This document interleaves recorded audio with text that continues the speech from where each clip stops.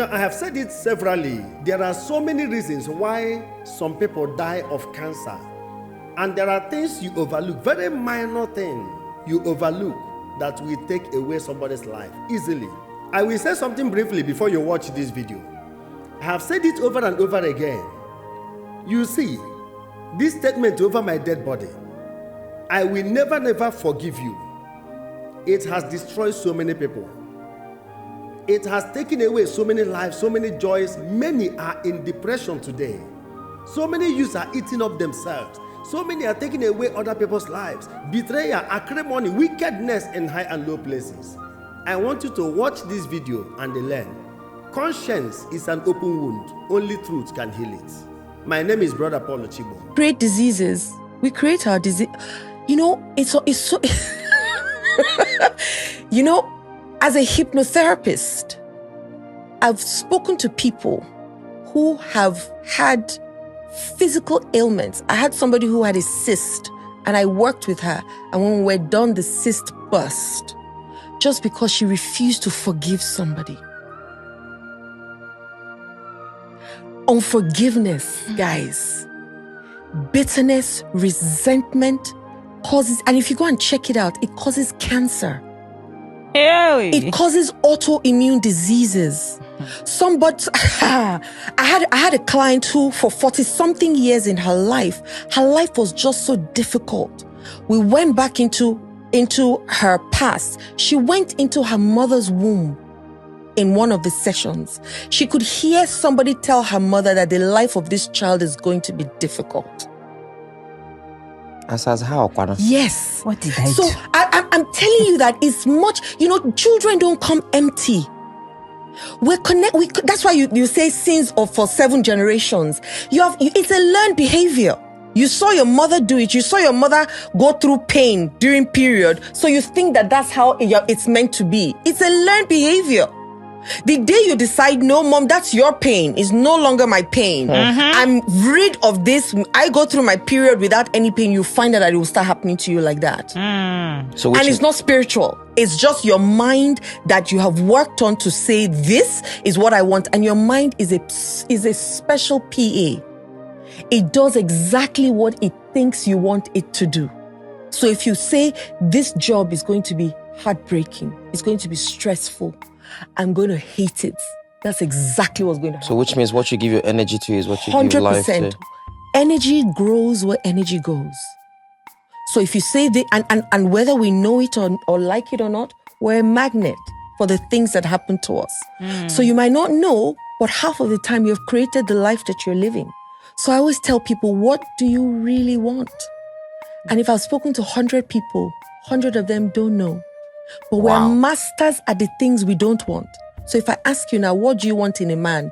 Most women that are so, you say, I don't want a man that cheats. I don't want a man that lies.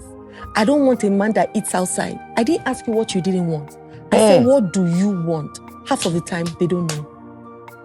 So even if that thing was right in front of you, slapping you in the face, how will you know?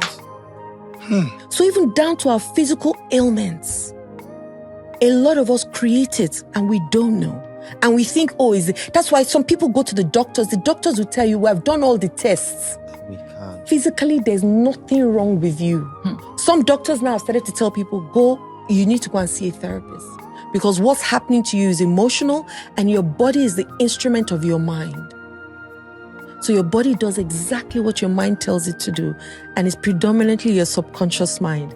And that subconscious mind is formed between 0 and 8 years old, 85%. 0 and 8 years old. 85%. So even children, when person they use small eye, they look. Like say this one na pikin never sabi anything. Now even that formative years. Those 0 and 8. Now 0 and 8, 85%. 9 till you're 18, 10%. Wow. 19 till you die, 5%. So the person that we all are here today is predominantly what was put in us between the ages of 0 and 8. Or let me extend it, 0 and 18. So your beliefs, your behaviors, your everything, your mannerisms, the things that you just do, this is who I am. No, it's who was deposited in you. So can you change it? Yes, that's what I had to do because I realized that I was hurting everybody around me. but I couldn't help it because I was hurt. Now, it took me to sit down and really find out, why do I feel like I need people to validate me all the time? Why do I feel like I need people to love me? Why do I feel like I need people to always see me and tell me I'm doing a great job? Why am I so external? Why? And the truth is because I didn't have it as a child. And so because those needs were not met, because whether you like it or not, you will meet those needs in different ways. Are those the things that lead to depression? 100%. 100%. But depression to a large extent is the negative words that you are saying to yourself over and over again. So if you speak to, have you ever seen anybody like this say, I'm depressed? Have you ever seen anybody like this? Saying, they walk into your office smiling, excited, and they say, I'm depressed. No, they're always like this. They're always down. The words that are going on in their head is, I'm not enough. It's not available to me. Those people are different, or I'm different. If you break everything that is going on in their head down, that's exactly what it is. You don't know that we create diseases. We create our disease. You know, it's so you know, as a hypnotherapist, I've spoken to people who have had physical ailments. I had somebody who had a cyst, and I worked with her, and when we're done, the cyst burst just because she refused to forgive somebody. My friend, are you a solution in this life or a problem? Which one are you? Because anybody who is not a solution is a problem. My question is this: what kind of offense will somebody commit against a Christian that will make such a person to alter that satanic statement, a statement from the pit of hell, over my dead body?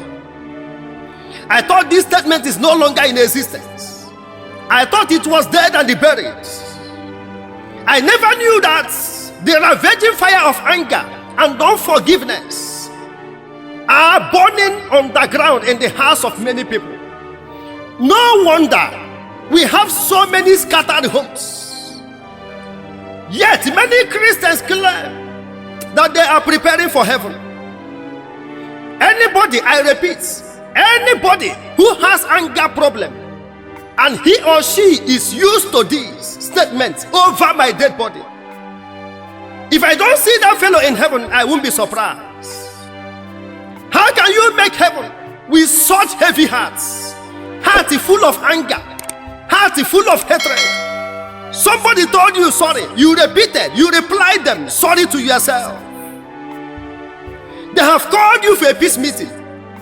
Severally, you told them to go to hell, that you will show them the beast in you.